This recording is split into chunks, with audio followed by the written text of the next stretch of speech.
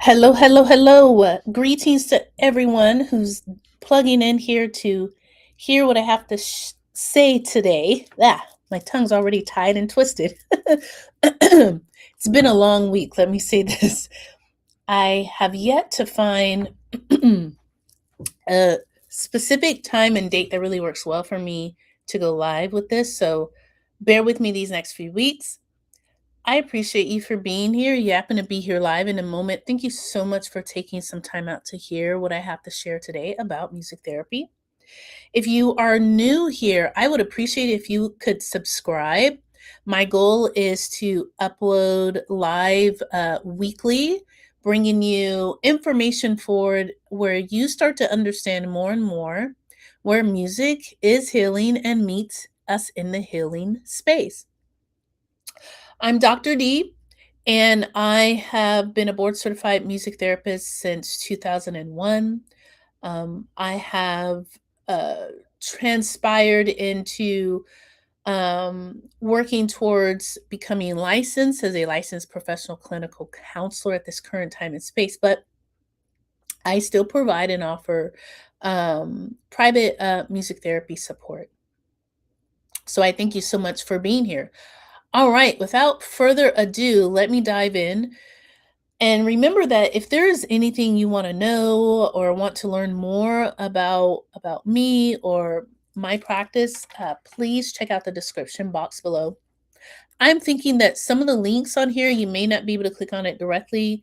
YouTube has a policy of allowing access to links right away for newer channels, so just bear with it. You might have to do a copy and paste thing. But if you follow me on my original channel, which is where we talk about all things mental health, Core 3 Harmony and Wellness Services, all things mental health, the links are accessible there. I noticed in the description box. So check it out sometime. I'd love to hear some feedback. If you have any questions, please email me. I'd appreciate it.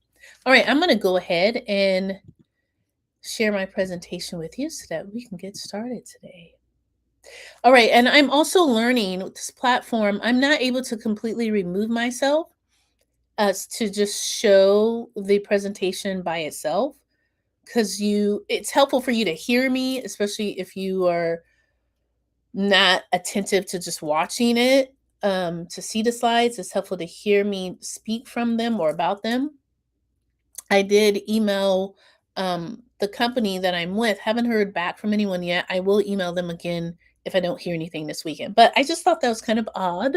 As a feature, you can't completely remove yourself and still be heard. So I am hoping you can still hear me, which apologies. Let me see if I can test. Let's see here. Test 1, 2. Okay. Yes, I can be heard. Always like to double check, especially when you're going live. It's a bummer because I've done that a few times. I think I'm doing great. I'll go back and I'll review it. I'm like, I couldn't even be heard. What's going on? So, okay, without further ado, let me dive in. We are here already, episode 4, and we are diving into part 2 of the benefits of music therapy. And today we're going to look at the benefits in regards to our brain, our body, and our emotional health. So, let's start with this. What if something as simple as listening to music could help support brain health, reduce stress, improve emotional healing, and even help you recover after surgery? Science is beginning to reveal that music is far more powerful than most people realize. So, I want you to understand that music runs a lot deeper than what you may think or what you may thought of it as being able to do beyond entertainment. Music has been a part of human healing, culture, and spirituality and connection for thousands of years. But now, neuroscience and medical research are helping explain why music affects us so deeply. So, we're going to be looking at brain health, cognitive stimulation, and dementia risk reduction. We're going to be looking at the nervous system and how it is a stress regulation and psychological grounding. We're going to be looking at emotional wellness, helping us understand mood processing, and emotional expression. And we're going to look at connection and recovery in regards to how music can help elicit and create social bonding and post surgery healing. So, the first benefit is how music can support brain health and lower dementia risk. Landmark study in 2025 involving more than 10,893 adults over the age of 70 found compelling associations between music and reduced dementia risk. The findings suggest that regular engagement with music, whether listening, playing, or even as background sound, may be one of the most accessible tools for long-term brain health. 39% has been found to lower dementia risk associated with regular music listening, and 35% has been found to lower dementia risk associated with playing an instrument. Now, I have had the fortunate opportunity to work in elderly senior care, and I have seen amazing moments. Excuse me, amazing moments where the person themselves and their brain is just a tangled web.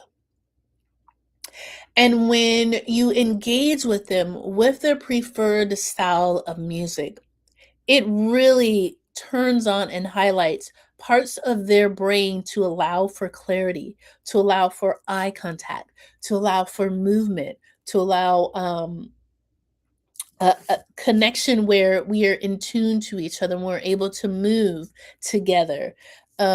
It's an amazing, amazing thing to witness. And some of you may have witnessed that even with your own elderly or those around you who are older, who have some cognitive challenges, how music can be such a benefit. And so the potentials are just amazing utilizing these ways. So let's look at how music engages the aging brain. So music is one of the only stimuli known to activate multiple areas of the brain simultaneously, making it a uniquely powerful tool for cognitive maintenance across the lifespan. So I want you to think of multi-region activation. This engages our memory, our emotion, our motor, and our auditory networks all at once. It engages with memory and attention, supports cognitive networks associated with recall and focus. It empowers emotional access. Music remains emotionally accessible even when other memories fade as one progresses in dementia. It helps to highlight cognitive stimulation, and this helps to maintain mental sharpness through consistent engagement over time. So, benefit number 2 is where music helps to regulate the nervous system. And we're hearing this a lot more now within the mental health realm right now, is regulating one's nervous system. There's a lot of stuff on YouTube about this. There's a lot of stuff depending on what social media platform you have on this and you follow any therapist. Many therapists are talking about this now. So we want you to understand that music doesn't just affect one's emotions. It creates measurable physiological changes in the body, where the research is consistently showing us that music can influence stress hormones, breathing patterns, and heart rate, and overall physiological arousal, making it a powerful non-pharmacological tool for the nervous system to help slow. The rhythmic music has been beneficial for regulation, and it helps to reduce cortisol levels, stress hormone, and activate the parasympathetic nervous system, which is the body's natural rest and restore, or sometimes we call it rest and digest mode. Now, how can music calm the body and mind? You may have actually experienced this yourself. I know I do when I am participating in listening to music for leisure. Even when I'm playing, I find that it can induce a calm state within my body as well as mentally. So, we talked about reducing cortisol, that's our stress hormone, with slow rhythmic music. It can help to lower the body's primary stress hormone, helping to shift the nervous system out of fight or flight mode. Music can help to support relaxation and grounding.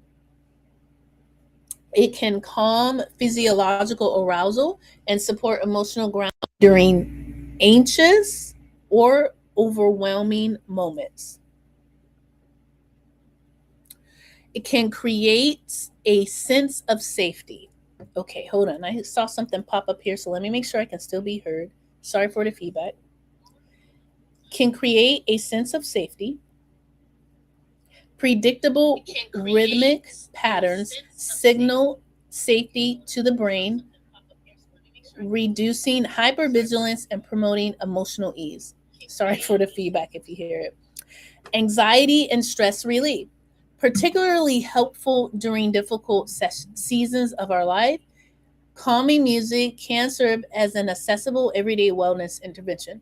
Now, I want to pause here because what one would describe and be calm music, excuse me, is different for everyone.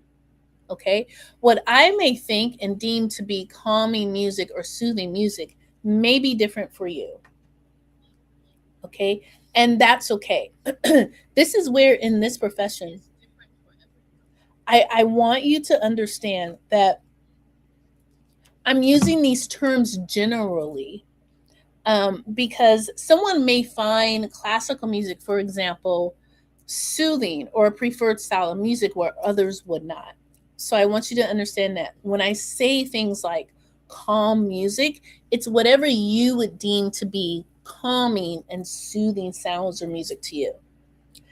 So this is the part of why calming music can feel so emotionally regulating. The body responds before the mind even catches on. So, a little tip that I want you to explore is I would like for you to build a personalized playlist designed to bring your body back to baseline. Now, we're going to talk more about that. Baseline is just, I always like to say back to center. So, wherever you might feel yourself dysregulated, okay? So, this can include grounding instrumental music to anchor your senses. This could be calming or slow tempo songs to regulate breathing and heart rate, and one hopeful or uplifting track to close with a sense of possibility. And I want you to explore creating this playlist with an attempt to keep it under 20 minutes for a focus reset anytime stress peaks. Now, I've mentioned before that I have been so graciously been able to have been trained under Judith Pinkerton with her Music for Life music medicine protocol. And if you go to the Music for Life website, just type in Music for Life, you'll pull up the website, or it'll cue you to the website. She does have a stress playlist pack there.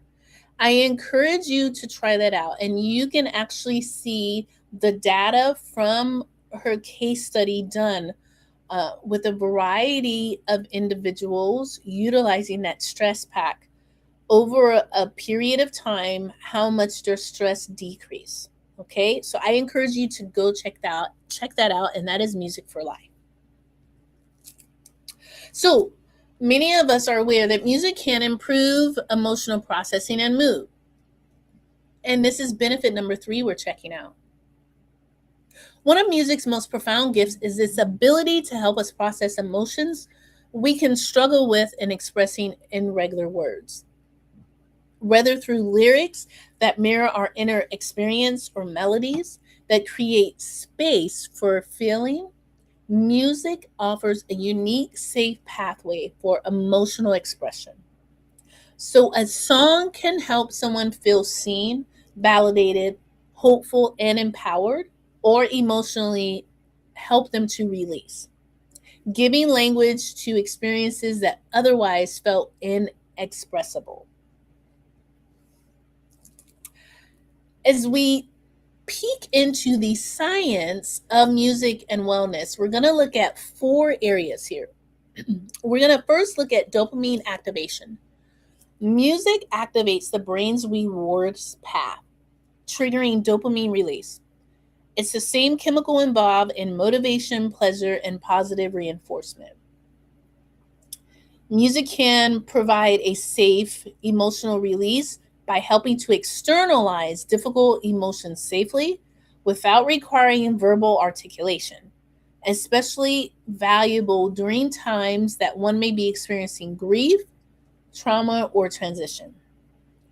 Music can also be utilized as a motivational boost. Upbeat, energizing music can increase motivation, focus, and emotional momentum, widely used within, of course, athletic and therapeutic settings. Song lyrics often can give voice to experiences people can't yet articulate themselves, creating a powerful sense of being deeply understood. So let's look at a balanced perspective on emotional music use. So, when music helps most, intentionally chosen music that matches or gently lifts your emotional state can validate your feelings, provide comfort, and support healthy emotional movement and processing. And this is when you need to be mindful when you're utilizing music in this way. If someone is already emotionally overwhelmed, repeatedly listening to highly distressing or dysregulating music may intensify certain emotional states. Awareness and intentionality in music selection does matter. And this goes into understanding how utilizing music as a therapeutic tool can be helpful, but it can be counterintuitive. So, in a protocol of all health professions, in the realm of first do no harm, we want to also understand that there are ways in which utilizing music and attempting to use it therapeutically does have a possibility of doing more harm. And so this is where it's very important to be mindful and aware. This is the use of a professional, board certified and or licensed. Some states are now licensed as well. This is when the use of a professional within this profession of music therapy is very helpful to help you understand those nuances that may be there that you're not aware of. And especially if you're finding, excuse me, whew, especially if you are finding music to not be joyful or helpful anymore. I definitely recommend, and you have found it to be helpful and joyful, and now it's not. I always recommend people may need to reach out to a professional, even for a limited amount of time. So, indeed, it could be very helpful to reach out to that professional just to help you in that moment and that state that you're in, especially if you previously found music to be engaging and joyful and now you no longer do. That is a very good example of when to step in and get some professional help. It could be just short term, and that's okay. And that might be all you need. Okay, so the key is intentional music selection. Meeting yourself where you are emotionally while gently guiding your nervous system toward regulation, not deeper dysregulation. So, this is important. You want to meet yourself where you are emotionally while gently guiding your nervous system towards regulation. Music is and can be a powerful tool, and like any tool, how you use it shapes the outcome. Benefit number 4: Live music. All right. You see, I have some instruments behind me here. Um, Live music is always like that next level. If you can bring live music into your help, your aid, if you can utilize live music, which I always share with everyone that everyone can. Music therapy is not about the performance. It's not about critiquing how well you sing or how well you play. Not necessarily at all. The focus is on the goal in that moment. So we have to work with ourselves to remove the judgment of, oh, how I sound, or I don't sound that great, or all the things. If you can have live music and access that, that is always much more enriching because you can easily manipulate it in the moment as opposed to something that's recorded. Excuse me. So, live music stimulating the brain more than recordings. Okay. The 2024 University of Zurich study made a striking discovery that live concerts sparked stronger activity in emotional and sensory brain networks than recorded music. The dynamic, unpredictable, and socially embedded nature of live performance appears to engage the brain in ways that studio recordings simply cannot replicate. Okay, so I would love to hear from you. Please look in the description, email me, find out the email and email me. The differences, especially, from both perspectives. If you are a musician and you know this difference, I would love for you to reach out and describe to me what that's like for you. As well as if you're not a musician and you've been able to engage in live active music making for yourself, and then when you're listening to a recording, if you never even thought about that before, I would love for you to experiment and think about that. How your body responds differently, how you what's happening with your mind and your brain and your thought process when you are just an active listener of the music and or also an active listener and participant. I would love to hear what the differences are for you. Okay, what makes live music so powerful? So, we're going to look at 4 areas. First is real time shared experience. Live music creates spontaneous, unrepeatable moments shared between the performer and audience, and it deepens emotional engagement. Audience performer interaction. This is an energetic feedback loop that can occur between the performer and the crowd, and it amplifies neurological and emotional response in both directions. It can create a heightened sensory activation. This is where greater sensory stimulation, such as vibration, visual cues, spatial acoustics, can create richer multimodal brain engagement. You might be like, Dr. D, this is like a lot. Hey, I mean, as a description of what we're doing here, we're diving into the science and the art of music therapy. So if some of these terms are kind of like new to you, I just want you to brace yourself. I'll break things down, okay? And last but not least is the collective rhythm and energy. Shared rhythmic synchronization within a group may deepen neurological response and amplify feelings of belonging. So, check this out. As humans, we are wired for connection, and live music creates a collective emotional experience that recordings alone cannot fully replicate. Don't get me wrong, each of us can tolerate being around others differently. But let me tell you something, when it's something that you're enjoying and you're doing that with the other group of people and you're actively participating in the creative moment, whew, there's nothing like it.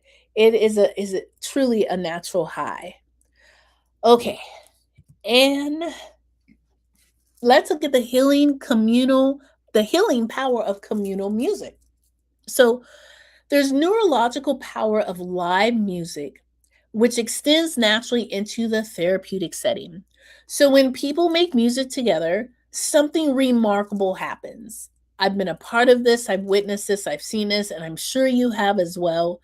That the shared rhythm, the synchronized movement, and collective sound create a uniquely healing environment. These are some examples. Drum circles. Rhythmic group drumming promotes stress relief, social bonding, and a felt sense of collective belonging. Group singing and choirs. Singing together synchronizes breath, activates the vagus nerve, and fosters deep interpersonal connection. Worship and community music. This is where music embedded in spiritual or community contexts can carry profound meaning, comfort, and a sense of transcendence. And it truly does. I I would say that many of you who have definitely experienced the community of music making and engagement in either one of these examples or some that are not even listed here, you can attest to that and know that it's true. Benefit 5. Hang in there with me. This was a long one today. Okay. I appreciate your attentiveness. Music may support post surgery recovery. I really want you to listen to this one. A rigorous 2024 meta analysis research reviewing 35 independent studies found that listening to music after surgery may meaningfully support the recovery process.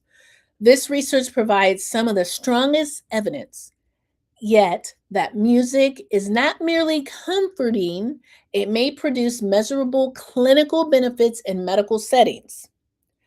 Patients who listened to music during post operative recovery reported significantly better outcomes across multiple dimensions of health compared to those who did not.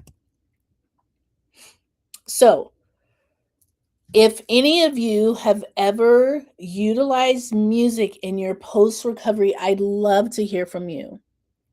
If any of you have surgeries coming up and you haven't even thought about what your recovery is going to look like, I encourage you to incorporate a way to add some music into your post recovery care.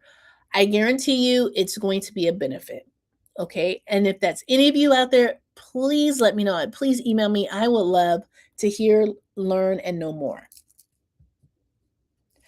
Now, what can music do for surgical recovery? Here's some things that have been reported to us. Less pain. Patients who listen to music consistently reported lower perceived pain levels during post operative recovery. It lowered heart rates. Music was associated with measurably reduced heart rates, indicating lower physiological stress response after surgery. It reduced anxiety. Patients experienced significantly less post surgical anxiety, supporting faster emotional and physical recovery. Music also provided less opioid medications, less use of meds. Remarkably, music listeners required less opioid pain meds, a clinically meaningful finding with real world implications. How wonderful is that? Remember, the more you can allow your body to tap into its natural healing properties, the better. So, music can aid in doing that, as we see here. Last but not least, benefit number 6. Music strengthens human connection and community. So, one of the most overlooked benefits of music is its extraordinary capacity to create a deeper human connection. And this has been going on for thousands of years. People have gathered around music during moments of grief, celebration, healing, worship, community. And modern science is now confirming what humanity has always known intuitively: the amazing benefits of music to bring us together and to connect us. So let's look at music as a social medicine. So, 4 areas: music helping to increase bonding. Number 1, group music making activates shared neural and emotional states, deepening interpersonal bonds between participants. Music as a social synchronization, Shared rhythm promotes behavioral and physiological synchrony, literally aligning heartbeats and breath patterns in groups. I've seen this. I've done this in drum circles, and it's just, it's so beautiful. You just feel really connected with everyone, regardless of if you like them or not, because you tap into a higher level of transcendence, like we said before, which is why for core three, our focus is mind, body, and spirit. Why did I say spirit and not soul? Spirit, I want others to understand that in this work of healing and higher vibration, we have to transcend into that which is greater than the mind and body. And for me, I believe that to be spirit, that to be a higher vibration than what we feel and sense and experience in the physical realm. Okay? Spirit transcends and goes above and beyond our natural understanding of things.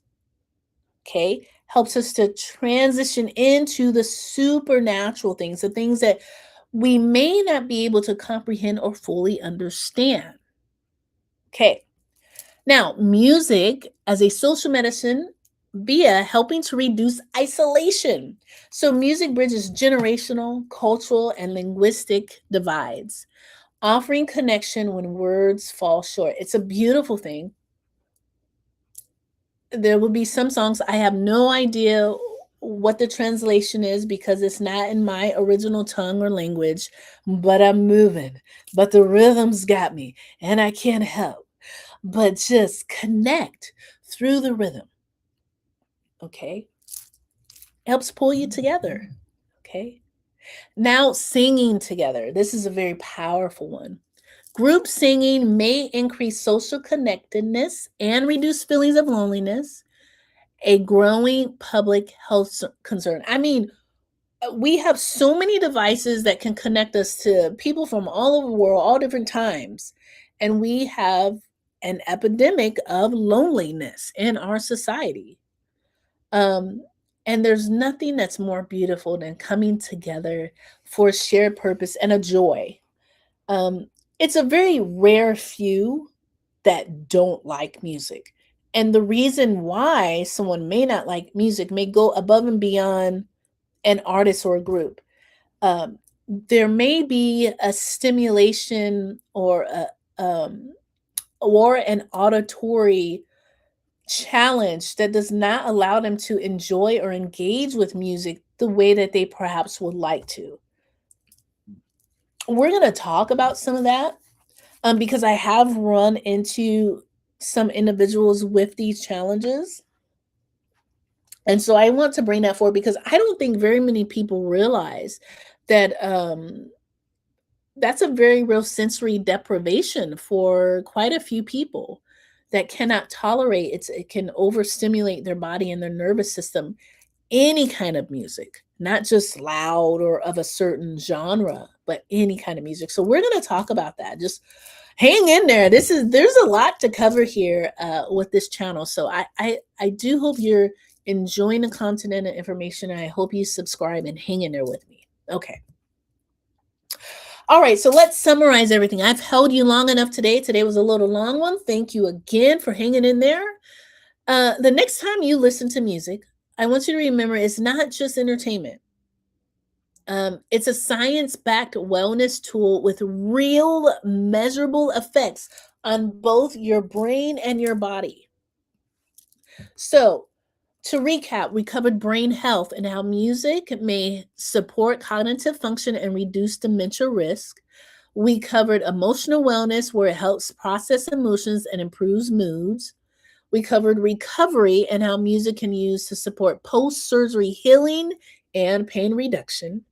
We discussed nervous system, where music can be utilized to calms stress response and supports physiological regulation.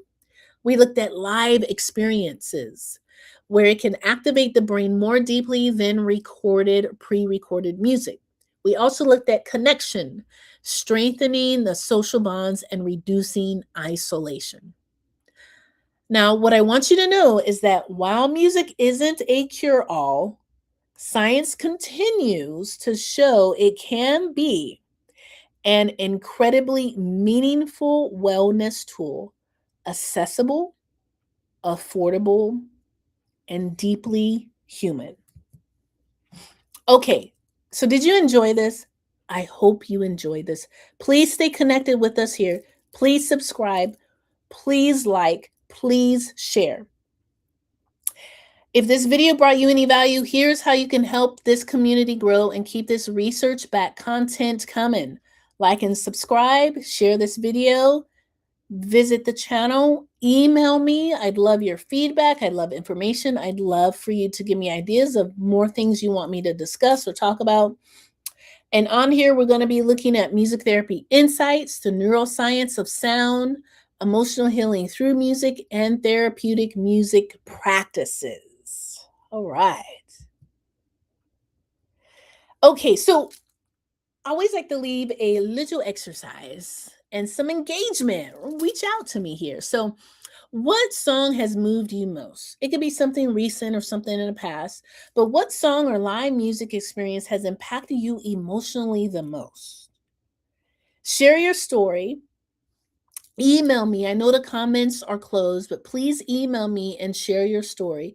Your experience might be exactly what someone else um, needs to hear. And I would love to share as we get comments in and as you email me. I would love to share information that you share with me. Here's one thing I want to leave you with. Music reminds us that we are not alone. It has been humanity's companion through grief, joy, healing, and hope, and it always will be. All right, so this concludes, let me bring it up to just me now. This concludes the episode for today. I hope you enjoyed it. I know that was a lot. That was a little long, so thank you for hanging in there with me. Next week, tune in, listen to us there, where we will dive more. I think I'm going to extend this on to part 3. I'm working on it now.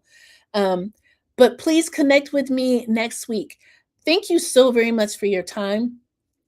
I really appreciate it. Check out the website to learn more about me and what we do and how music therapy can be a benefit for you. If you have any questions, please email me there as well.